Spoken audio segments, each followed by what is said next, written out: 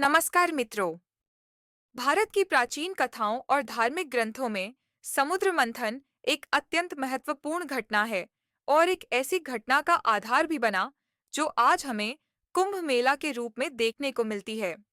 आज हम जानेंगे समुद्र मंथन के बाद के घटनाक्रम और कैसे यह कुंभ मेला की उत्पत्ति का कारण बना। ये दोनों घटनाएं हिंदू धर्म के महत्वपूर्ण पहलू हैं और इनका जुड़ाव बहुत ही रोचक है। साथ ही हम जानेंगे कुंभ मेलों के विभिन्न प्रकार और उनके खगोल शास्त्रीय एस्ट्रो महत्व के बारे में। तो आइए इस यात्रा पर चलें। समुद्र मंथन के अद्भुत और रहस्यमयी घटनाक्रम के बाद कुछ अद्वितीय और अत्यंत महत्वपूर्ण चीजें प्रकट हुईं। इन घटनाओं में से एक भगवान धन्वंतरी का प्रकट होना और उनके साथ अमृत कलश का निकलना था।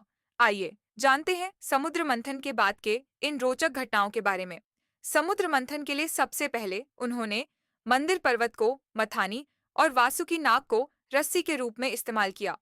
देवता और असुर दोनों मिलकर मंथन करने लगे, लेकिन समुद्र से निकलने वाली अनेक वस्तुएं जैसे रत्न, औषधियां और भगवान धन्वंतरी के साथ अमृत कलश ने सभी को चकित कर दिया। लेकिन समुद्र मंथन के दौरान एक महत्वपूर्ण घटना घटित हुई जो कुंभ मेला से जुड़ी है। अमृत को पाने के लिए देवताओं और असुरों के बीच युद्ध हुआ। समुद्र मंथन के बाद भगवान धन्वंतरी अमृत कलश के साथ प्रकट हुए। देवता और असुरों के बीच युद्ध शुरू हो गया क्योंकि दोनों ही अमृत प्राप्त करना चाहते थे। इस कारण भगवान धन्वंतरी अमृत कलश को लेकर आकाश की ओर चले गए। असुर बुरी शक्तियों के स्वामी थे। अमृत कलश का असुरों के हाथ लगना सृष्टि के लिए हानिकारक सिद्ध होता। इसीलिए अमृत कलश को असुरों से बचाने के लिए देवगुरु बृहस्पति, उनके पुत्र जयंत, सूर्यदेव और उनके पुत्र शनिदेव, चंद्रदेव आदि उस अमृत कलश को विभिन्न स्थानों पर छुपाने लगे। उस दौरान अमृत का कुछ हिस्सा पृथ्वी पर गिरा। इन अमृत कलश जिन स्थानों पर छुपाया गया वे स्थान पवित्र बन गए।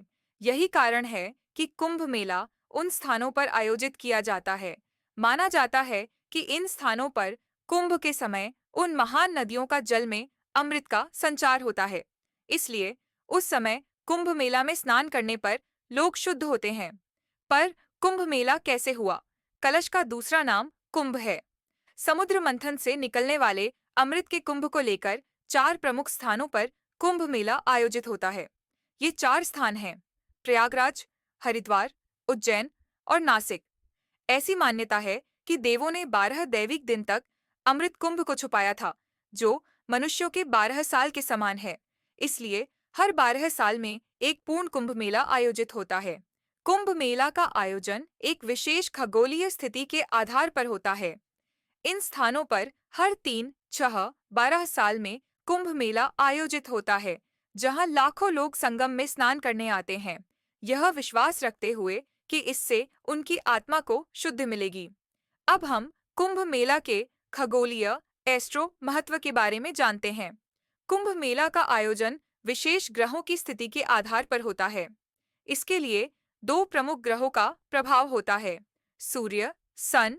सूर्य का परिवर्तन विभिन्न राशियों में कुंभ मेला के आयोजन में महत्वपूर्ण भूमिका निभाता है। सूर्य जब मकर राशि में प्रवेश करता है, तब यह कुंभ मेला का मुख्य योग होता है। गुरु, जुपिटर, गुरु ग्रह के कुंभ मेला में एक विशेष स्थान है। जब गुरु ग्रह मीन राशि में होता है, तब यह स्थिति विशेष रूप से कुंभ मेला के लिए शुभ मानी जाती है। यह ग्रह दैवीय आशीर्वाद और समृद्धि का प्रतीक माना जाता है। इसके अलावा कुंभ मेला के आयोजन के समय चंद्रमा, मंगल और अन्य ग्रहों की स्थिति भी महत्वपूर्ण होती है। इन ग्रहों की स्थितियां भक्तों के जीवन में सकारात्मक ऊर्जा और आत्मशुद्धि का संकेत देती हैं। कुंभ मेले के प्रकार और स्थान। अब बात करते हैं कुंभ मेले के प्रकारों की। अर्ध कुंभ, पूर्ण कुंभ और महाकुंभ मेला। हर 3 साल के अंतराल पर विशेष ज्योतिष स्थिति में कुंभ मेला का आयोजन होता है और यह एक निर्धारित समय चक्र है। अर्ध कुंभ मेला यह हर 6 साल में केवल हरिद्वार और प्रयागराज में आयोजित होता है। पूर्ण कुंभ मेला हर 12 साल में प्रयागराज में आयोजित होता है। इस प्रकार 12 पूर्ण कुंभ मेलों के पूरा होने पर महाकुंभ मेला आयोजित होता है। 12 पूर्ण कुंभ अर्थात 12 गुणा 12 साल बाद 144 साल के बाद आता है और महाकुंभ मेला आयोजित होता है, जो प्रयागराज में मनाया जाता है और इसे सबसे बड़ा धार्मिक आयोजन माना जाता है। ज्योतिषीय स्थितियां और कुंभ मेला। ज्योतिष शास्त्र में कुंभ एक राशि भी है, सो इस कारण कुंभ मेला में कुंभ राशि का भी महत्व है। कुंभ मेला केवल धार्मिक आयोजन नहीं है, यह ज्योतिष से गहराई से जुड़ा हुआ है। हरिद्वार कुंभ। जब बृहस्पति कुंभ राशि में और सूर्य मेष राशि में होता है, तब हरिद्वार में कुंभ मेला होता है। प्रयागराज कुंभ। जब बृहस्पति वृषभ राशि में और सूर्य मकर राशि में होता है, तो यहाँ मेला आयोजित होता है। उज्जैन कुंभ। जब बृहस्पति सिंह राशि में और सूर्य मेष राशि में होता है, तब यह मेला मनाया जाता है। सिंहस्थ कुंभ मेला। उज्जैन में आयोजित होने वाला कुंभ मेला है नासिक कुंभ।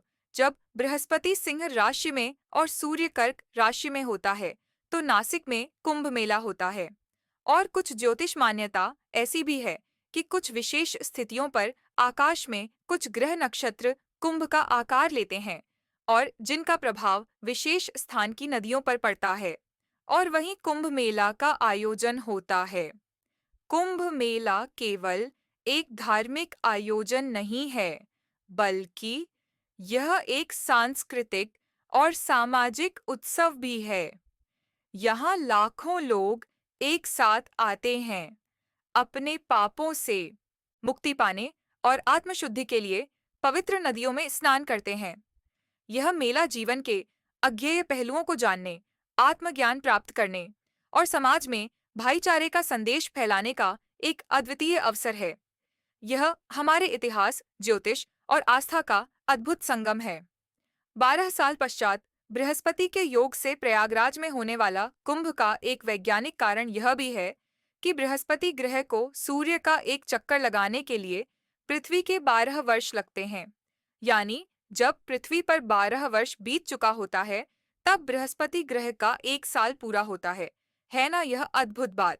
समुद्र मंथन की पौराणिक कथा से लेकर ज्योतिषीय गणनाओं तक, कुंभ मेला हमें हमारे सांस्कृतिक धरोहर की गहराई से जुड़ने का अवसर देता है। समुद्र मंथन और कुंभ मेला दोनों ही हमारे धार्मिक और सांस्कृतिक धरोहर के अभिन्न अंग हैं। इनका उद्देश्य हमें आत्म साक्षात्कार और दैवीय आशीर्वाद प्राप्ति की दिशा में प्रेरित करना है। कुंभ मेला न केवल धर्म, बल्कि एक अद्भुत सांस्कृतिक अनुभव भी है। अगर आपको यह वीडियो पसंद आया हो, तो इसे लाइक करें, शेयर करें और हमारे चैनल को सब्सक्राइब करना न भूलें।